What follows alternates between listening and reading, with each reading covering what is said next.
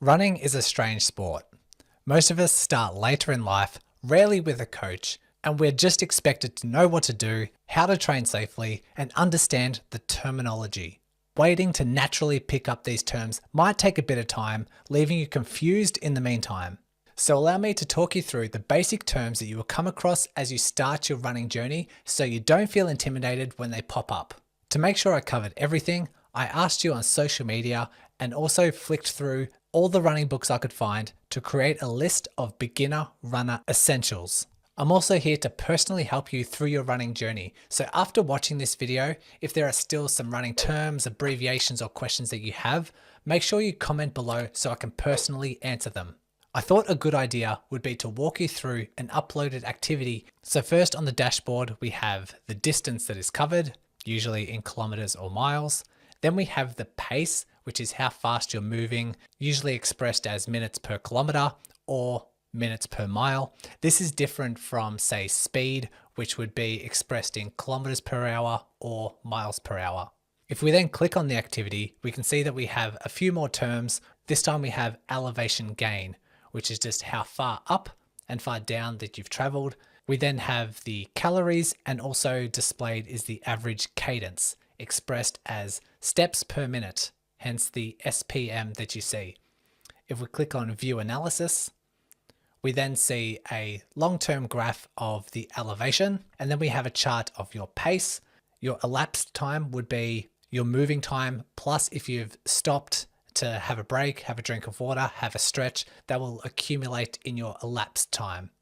We also have your fastest split, which in this case would be expressed in kilometers. So essentially your fastest kilometer throughout that run. You also might come across a term which is a negative split, which means if you've ran for 10 kilometers, a negative split would mean that your second half was faster than your first half. Moving further down, we can now see a display of my cadence throughout the run, as well as your average cadence and your max cadence for that activity. Now we've warmed up with the basics, let's talk about intensity terms. The first one I want to talk about is steady state. This is where you are running at an intensity where you are removing byproducts such as lactic acid and carbon dioxide at the same rate as it builds up in the body. In other words, if you are in this steady state, you should be in a consistent effort level. Another similar term is aerobic training, which is a lower intensity of training where the body's mainly utilizing oxygen to operate.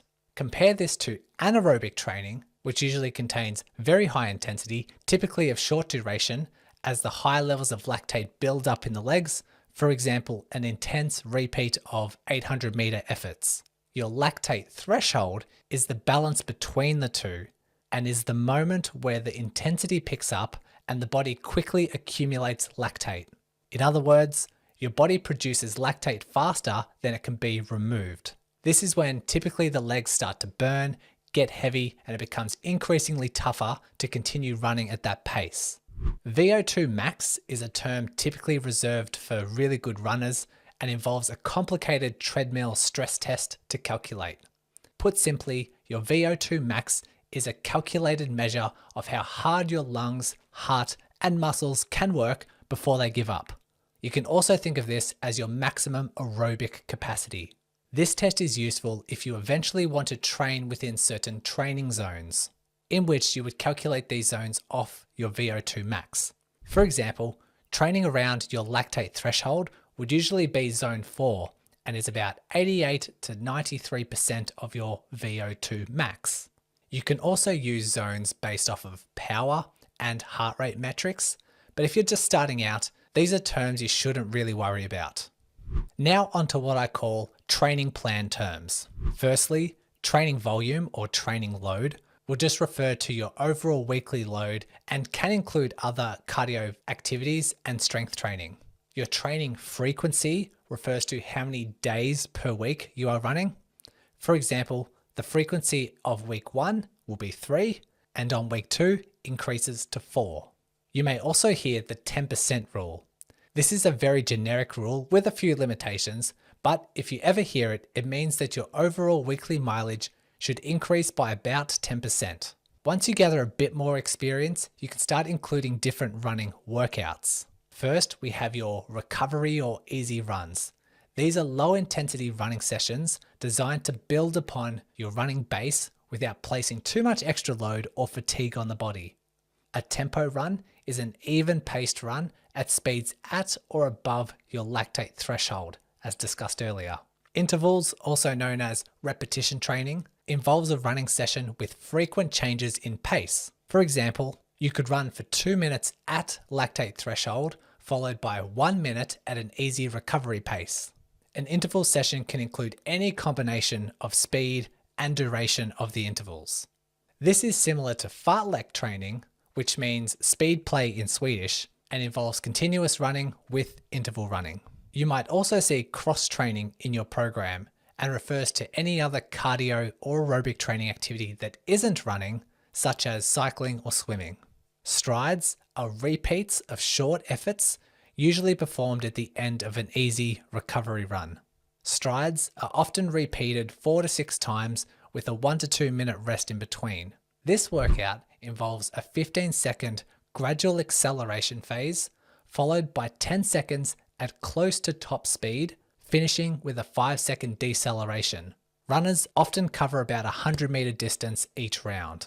You may also come across the 80-20 rule, which means 80% of your training is dedicated to low, easy running, leaving only 20% throughout the week dedicated to harder workouts. Lastly, in a training plan, you might see the term taper. This refers to a deload phase prior to a race day designed for you to freshen up and achieve top performance on race day.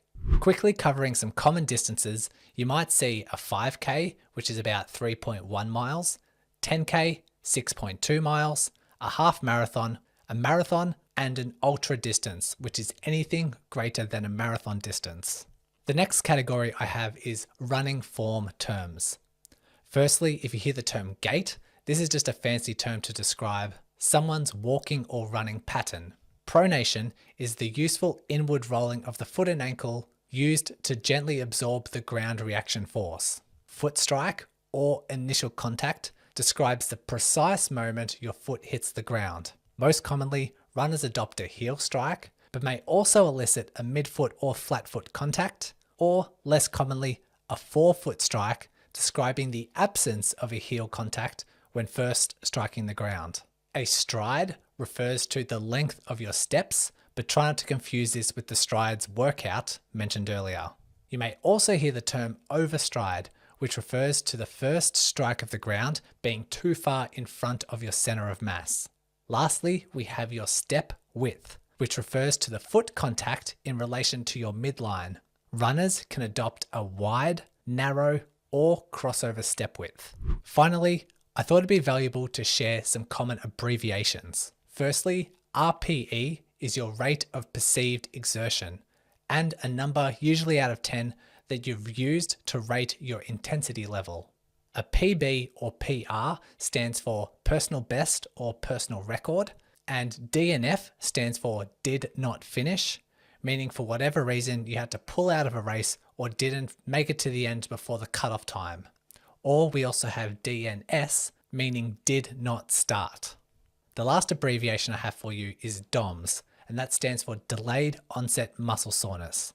This is the normal and necessary process the muscles go through once they've been put through a vigorous workout and will develop 24 to 48 hours after activity. There are some other terms such as footwear terminology that I've left out, which I'll be explaining in future videos. So make sure you subscribe and don't forget to comment if you still have any running questions. Thanks for watching. Here is a video that YouTube has carefully selected for you based on your interests and previous viewing. Therefore, I highly recommend you check it out next.